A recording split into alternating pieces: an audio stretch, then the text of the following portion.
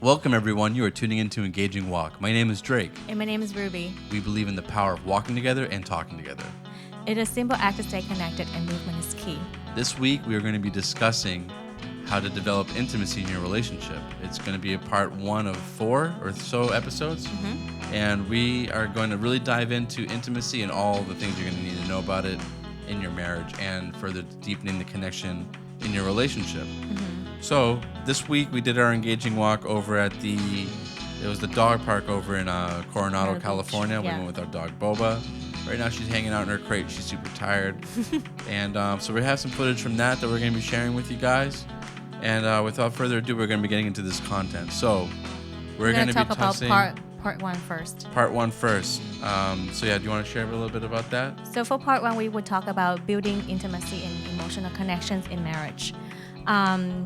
And before we dive into that, I recognize that a lot of friends and even for me, we tend to disconnect because whenever, especially in marriage, that is one of the deepest connections that two humans can share, and it's very easy to go back to fear-based and self-protection mode when a person realizes that, oh, I'm gonna get hurt, or I don't feel safe. I'm not sure how much I can trust you, and then that can happen very often in marriage, especially like the connection's not building, like the foundation's not there yet. And for me, even that happened, I think it's beautiful because when a person recognizes that, it's actually an opportunity for the two people to work on it and walk through the journey of building trust. And I think that's answer, like how do I maintain or even like grow deeper in intimacy in relationship, in marriage, is that to build trust and and communicate my need to you, and like I mentioned, is opportunity to open yourself up and let the other heal the wounds. And well, Yeah. sharing that, I think I had to go into like my relationship, my personal relationship with Drake and my personal walk. So I remember there's a part of right after we got married. There's a journey that I feel like, oh, I'm not sure I can trust him. And then I was thinking of like, oh, because he did this, he did this, that. This is a list, and it's just like a red flag. Oh, I cannot trust him. Oh, I cannot trust him. But I didn't see that until my life is with the Lord, and so sometimes the Holy Spirit was telling me like, hey, it's not him, it's you. I know it's weird to hear that, but is he's showing me like, hey, the reason that you cannot trust him, because sometimes I have a checklist, and if the person does not meet that checklist, I instantly think about the past experience, the past wound, and that is a starting journey of healing my the past wound. And I love how God let me recognize it. I think it's very powerful when we recognize that, oh, I need healing and I need help from the Lord. And since I said that, like, let's do this, like facing the problem, and I say, okay, so how do you want me to walk through it with Drake? And I love that because it's a beautiful journey when I see myself open my heart, learning how to trust Drake, learning how to trust myself in this relationship instead of running away from it with fear, and protect myself. Because like we mentioned before, marriage is a covenant. Yeah. And it's You can't call it quits. Yeah, you can quit. No, there's no.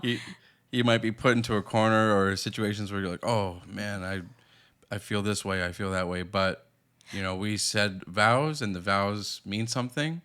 It means a lot. And it's sort of like a level of comfort, knowing that, like, hey, you know what? that person's not going anywhere. So we might as well work through it. And yeah, because of that, like even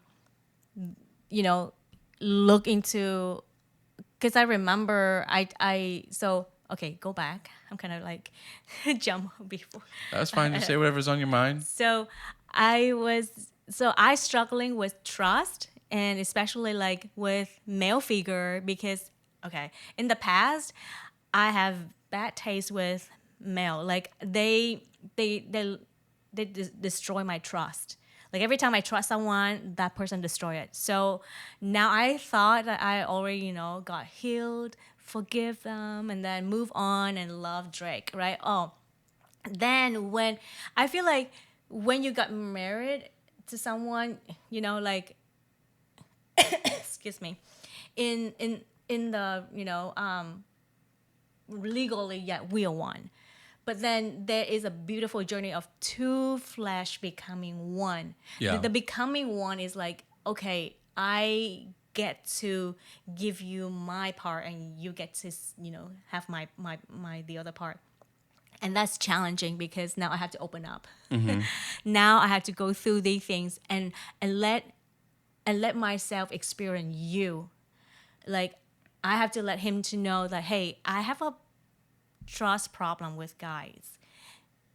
How are we gonna walk through that and with God? So go back to that, and I remember I told him like, hey, it took me a while to like recognize it. Like so the Holy Spirit taught me like, hey, you have a problem. Let's walk. Let's work on it. And then I took me a while to like, okay, all right, I'm not gonna run around or look away, but we'll walk through it. We'll face it. And now we're my husband coming in. So I told him, I'm communicating with him my need, like, hey, I need your help because I have a problem, and it's okay. I have bad experience, but would you walk through with me and God? And I love how he responds. Do you want to share? How do you respond to my need? So when Ruby brought that to my attention, I said, hey, you know what? Like, I'm not going anywhere. So I grabbed her and looked at her, and I said, I'm always going to love you no matter what. And I'm here. I'm not going anywhere. So when you're ready, when you want to talk, we'll talk. And in the meantime, you don't have to worry about me not showing up to this relationship. Is ultimately what I'm trying to tell her is I'm going to be here. I'm going to give you like everything that I have to give, and that's my duty. So that's what I'm here to do. So excuse me. That's like what ultimately that's what she needs is, and that's what's going to develop the trust, and it's going to happen over time. At that point we're newlyweds. We're still in newlyweds in some regard, but we're getting close to a year. But even a year is it's like very new. But a lot's happened, and we've had to face a lot of things. We've had to face a lot of things that a lot of people don't have to face, but we did it. And there's still going to be more that's going to be thrown at us, and we know that, but that foundation has been there, and we always work on building trust, communicating our needs, and healing our wounds together. So it's not just her wounds. Everybody walks through life with wounds. So that's a lot of the how. How are you going to develop intimacy? Because intimacy isn't just sex. No. And well, it's an important part of it. Well, I believe that once you build the intimacy, sex is the byproduct of it. Yeah. So sex comes when all of those things together. It comes naturally. It comes beautifully. And once all those things have been placed, the trust, the communicating needs, healing wounds together, then you can really flourish in that realm. Yeah. And so that brings us to the why. One is that being able to have a healthy sexual relationship with your spouse is going to be super important, because there's a lot of stressful things that are going to happen in your life, and having your spouse there to help you through all those things and to help each other, and to maintain a healthy sexual relationship and physical relationship, and spiritual and mental is all going to come together. Yeah. Because life's going to throw lots of things at you in your professional world, at church, with friends and family. Things happen, Yeah. and you need your spouse there. So having all those things together is what makes us whole. Yeah.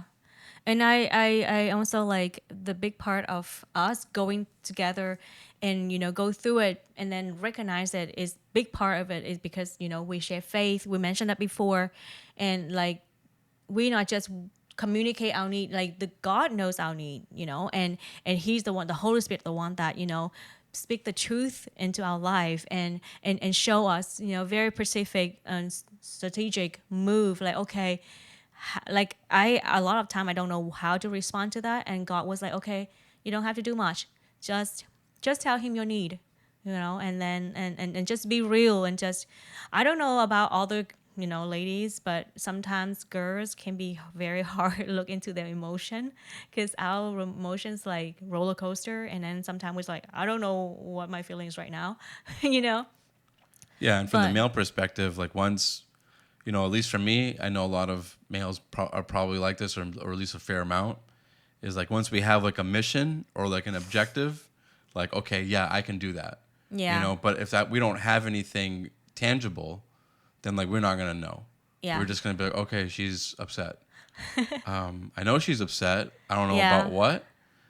Maybe I give her time to communicate that. Maybe I ask, But once the woman is like, I'm upset about this because of this, and I need you to do that, we're going to be like, okay, got it, understand. You just remind me about another, example. Like, for me, excuse me, I got cough really bad, so I try not to like cough as often as I could. So I remember there's one time that I pinpoint and make connections, like, I behave like this because you did this, and then the reason of this, like A to B, B to C, C to D, and directly, hold on, I can only work on A right now. Can you focus on A? I was like, no, because A leaded to D, and the reason I happen to D right now because you start with A, and he remind me again, like, Rubie, is I'm overloaded. just work on D with me right now, and it's communicate your need. Like, he communicate, hey, I only can work on A right now. Can we work on A right now? And then I was like, fine, let's do A right now. So it's about communicating my need. Like, he also mentioned, like, it's very helpful for him to hear my feeling and what I'm thinking at that moment. I'm like, hey, this is how I feel, and I need you to help me, or I need you to work with this with me. And I think it's not like weak, anything like that. I feel it's powerful when you know what you want, and like how you feel, and don't shy away, or like, Because that's the honesty. That's the honesty in a relationship where, you have to certainly go through soul searching to be like, okay, this is how I feel. Why do I feel that way? Okay, this is, and then being upset about it is maybe natural for some, but then at some point you're gonna have to be like, okay, I'm gonna need to communicate this, because let's just say that you bury it and you put it away. You're like, okay, well, I'm upset about that, but whatever. Let's just go our way through life.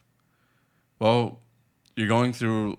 You have to take that to its conclusion. You're going through life together. Yeah. It's not like I'm gonna get a year break from Rubie, and then she's gonna get a year break from me, and then like we might revisit it at some point.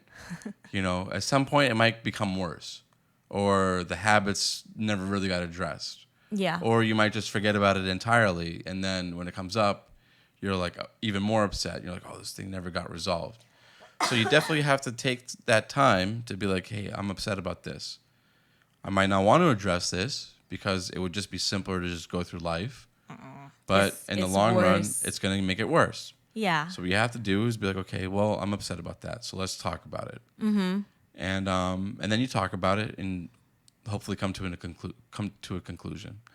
And if you're doing problem solving, or That's me. if you're doing this together, it shouldn't take more than a few minutes. You don't want to linger on these things. You don't want to just, hey, I'm upset about this. This is what happened.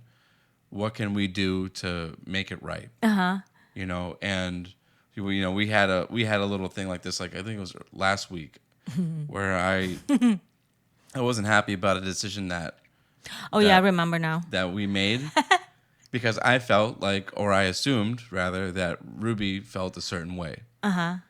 Because she had acted similar ways in the past. But in this instance, we've already moved past a lot of those things. So I was like, hey, I felt like I needed to do this thing. And she was like, if you didn't want to do it, you just should have told me. Or if you wanted to do it a certain way, you just tell me, and that way I at least know. And she's like, then you can take my recommendation, or you can, or if you don't, or if you feel like a better solution is in order, then go with that. Oh my gosh, I'm sorry. And it's okay. She's a little under the weather, but so eventually we went with the we came to at least an understanding and an agreement that that's how we were going to deal with things in the future. So now we have a new frame of reference for how we deal with those problems. Yeah. And then it becomes less of a problem. And then over time, those less of a problems just become your new way of doing things that result in nobody, or ideally nobody, being upset, because now you've worked through it, and now okay, this new situation or very similar situation has come up. This is how we said that we would deal with this. This is how we're going to deal with it. Yeah. And I think that's the beautiful of being married to someone, because, like, you share literally every single thing in life. And I mean, before marriage, the group of people that know me most would be my family. But they never like get into that emotional depth of connections like my spouse. And I can hide away some things from my family. Like, no, even my good friends, because I was like, oh, I'm busy. Sorry. I take a dip. Bye. But for him, and then also like emotional connections is very key to us. It's very off and odd that we just like stay quiet the whole day and ignore each other. It doesn't work. I thought it would work. No. So by communicating each other need, the communication, my need to you and your need to me, and building trust and allow that person to walk through those things is beautiful. Like you said, like we are rewriting the trust, the connections together. Like, because of that, after that, example, after what we went through, that you sat down and say, Ruby, I'm not going to go anywhere, because I experienced that all the guys walk away with no explanation. And I left alone and, had to figure out what happened. No, he stood there. He stayed the whole time, and he reminded me like, hey, I'm here for you. I'm here when you're ready. And no matter what, I'm not going to move. And it just showed the commitment and faithfulness in this relationship. And that, is rewrite the story of, mistrust someone. Now like, oh, I can trust this person. But because I allow myself to open up to you, to the wounds that I faced before, and now I get to heal. And then I thank God that, he walked through that with us. And it's beautiful now, I no longer have that experience of I mistrust someone. Now I have experience of how to trust someone in relationship, and how beautiful it is to able to do that with your spouse, and you get to tell the story for the people that surround you. And I think that is the beauty, again, is the beauty of marriage. You get to do it. You get to do it with someone that you trust. You get to do it to unlearn things and learn new things together. Yeah. And I guess this leads us to like the last portion of maintaining or having this connection with someone is the who. The who are you going to be having this deep level of connection with? And the answer should be pretty clear, but just to emphasize, it should only be your partner. And this actually goes beyond just cheating. This actually goes towards. What do you mean by that? So, yeah, let me explain. So you have a deep level of intimacy with just your spouse. That should be a no-brainer, but everyone knows stories about people that have had affairs and things like that, and it's obviously that can just destroy Oh yeah, the I know what you're marriage trying to say. completely. You know, and for good reason. Yeah, there's so many reasons of why that would destroy the trust completely and could never be repaired. And I'm pretty sure in the Bible it talks about like that's grounds for divorce. But I'd have to look. I'd have to re-look that up. But I'm pretty sure from what I remember is like even the Bible's like, hey, you know, if that happens, then like it's understandable if you'd want to walk away from that covenant. But going aside from that, there's also a level of intimacy that can happen. Like we were watching Madam Secretary. And even before it got to a level of sexual intimacy between a man and one of his coworkers, he had like an intimate relationship with this woman that was like heartfelt connection. So you have to check yourself if things like that are happening. And Rubie was like, see, like he opened himself up to that, and then he had an affair with this woman. You know, he was living in difficult situations in the show, Madam Secretary. Like he was living at like he was living at an embassy. You know, he was away from his family. You know, this happens a lot in the military with spouses on deployment. You know, they are looking for that intimacy somewhere else. Yep. You know, or that intimacy pops up somewhere else. But to be clear, they're inviting that in. There's no way that happens unless you're inviting that that intimacy in. So even before it gets to a level of having an affair, you know, you have to check yourself. Be like, hey, you know, this is a conversation that I would only have with my spouse. You know, I'm not going to be answering phone calls from people after work. You know, after like 8 p.m. or whatever it is that you like the time that you decide with your spouse. Like that would be an inappropriate time to be answering calls or text messages from, or even like 5 a.m. Yeah, you know, just things like that. And then you have to set up those boundaries with your spouse and communicate like, hey, this is what we expect. But also you as an individual should understand like, hey, you know, I'm in intimate marriage, relationship, covenant with my spouse. And this type of behavior, although it's not an affair, is still not fair to my spouse. Or you can look at this way. I would do all of my you know, my area or my strength. My strength. That's kind of weird. In my, you know, responsibility, that Drake doesn't have to think or have an opportunity to doubt how my faithful toward him. Yeah. Like, how am I going to protect myself? How I'm going to respond and maintain my relationship with, you know, male friends in the way that he has no questions about my faithfulness to him. Like, I'm telling him, like, every time I text my friend, I'm very specific, like, why do I text that guy? You know, for example, like our good friends is Chris. I was like, oh, I texted Chris because he lived very close to us.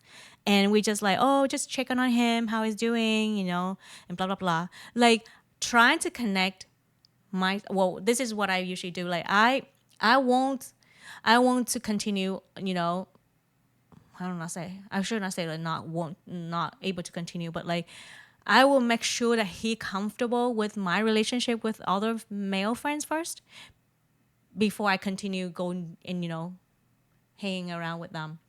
Like I won't hang out with male by themselves. Like why?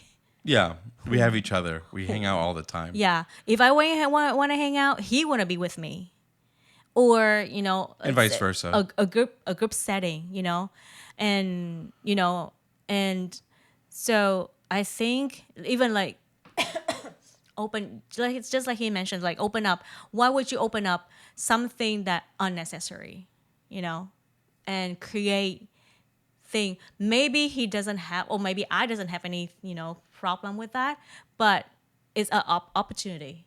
Any of that time spent toward like intimacy and further development, you could spend that time with your spouse. So, even though, like, let's say you're like, hey, I really like badminton, or we like chess. We talked about this before, and my spouse doesn't know anything about chess. Well, you can still have conversations with them about it. Mm-hmm. You can just bring them in, be like, hey, I was playing this game. Mm-hmm. They don't need to know like top level understanding of like what you're talking about in order to be able to have a conversation. Yeah. And then your spouse will feel like, okay, well, I don't know like the top level stuff, but over time I know more and more because we have more and more conversations about this. Like the same way with my work. Like Rubie doesn't know all the ins and outs of everything I do at work, but I still share my day with her. You may not think that I don't know, but I may. Just Yeah. kidding. Just No, kidding. but she doesn't know like all of the electrical engineering and kind of stuff that we do, but she knows like enough. She knows enough of like what we do, what I do at work, to so that she has like a background understanding of like, okay, you guys were doing this, you're doing that, you're upset because this happened, etc. So the excuse of my spouse doesn't work in my field, therefore I can't have a conversation with them about it. Yeah. That's not valid. Yeah. You can still have a conversation with them about your work, and if you just make it accessible. Yeah. Is the point. Just like I cannot just say, oh yeah, you technicians, you have no idea about teacher's life, and that should not be a reason like, oh, I only can share this with all the teachers, those that in education fields, and then let's say that the teachers like male teachers, and Yep. I have so good conversations with him, That's how it goes. and then like you just open something up that's supposed to be for your spouse, not for me. It was like I should not put anybody in front of him and to share my emotions and my thoughts, because I want his connection first. I don't want anybody else. Yeah, and I do the same with except music. Jesus. I do the same with music. Even though Rubie's not, a recording artist, I still bring her guitar riffs. I still bring her bass guitar riffs. Like, hey, what do you think? Check this one out. Listen to this. Listen to this thing I was working on. Oh, I did this mixed and mastered. Do you want to listen to this? Or does A or B sound better? I bring her in because one, it's fun, and then two, it's like it further deepens our relationship together. Yeah, welcoming each other into the differences, and also like the common thing that you share is a big thing for a emotional connection for sure. Yeah, so I think that's a lot to digest. I think we went a little over what we wanted to discuss. So what we're gonna do is we're gonna give you guys our assignment for this week. So this week, the assignment is share with your partner the last time you felt deep intimacy and how it made you feel. Yeah. So, you're sharing with your partner, so you can be as graphic as you want. It's between you. If it's a sexual moment, it's a sexual moment. Let it out. Let them know, like, hey, we were having sex over here. It was great. It was awesome. Whatever it is you want to share, deepen that connection. Let them know, I felt so connected to you when this happened. Yeah. I felt like we were one, and I want one. Yeah. Yes. And I want to get back there as often as we can. That's the goal of this. The goal is deepening, just like our opener is. is deepen connections. So, and you just mentioned something that I thought, oh, that's a great thing to say. That every time, like when you share, the moment that you felt that you have a deep intimacy with your spouse, you can always go back to that spot. Like every time you feel like, oh, I need to, fire her up. You always can go back to like, hey, do you remember the last time you make me feel so intimate? Let's do that. Yeah. Could be anything. Could be like, oh, I want to sit on your lap because that's what was the last time I felt so close to you. So love from you.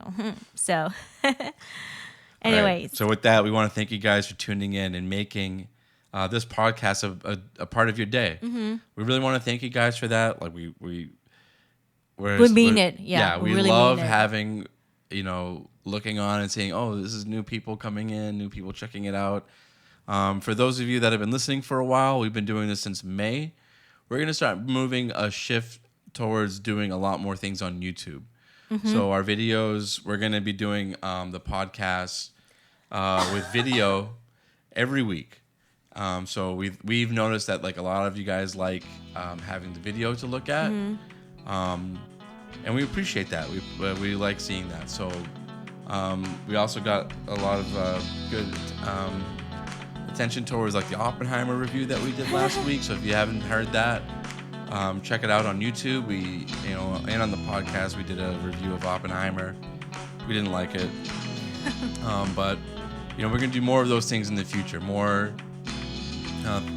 different things you're gonna see from Engaging Walk, and more content. So tell your friends, tell your family. We definitely appreciate all the viewership and for spending time with us on that.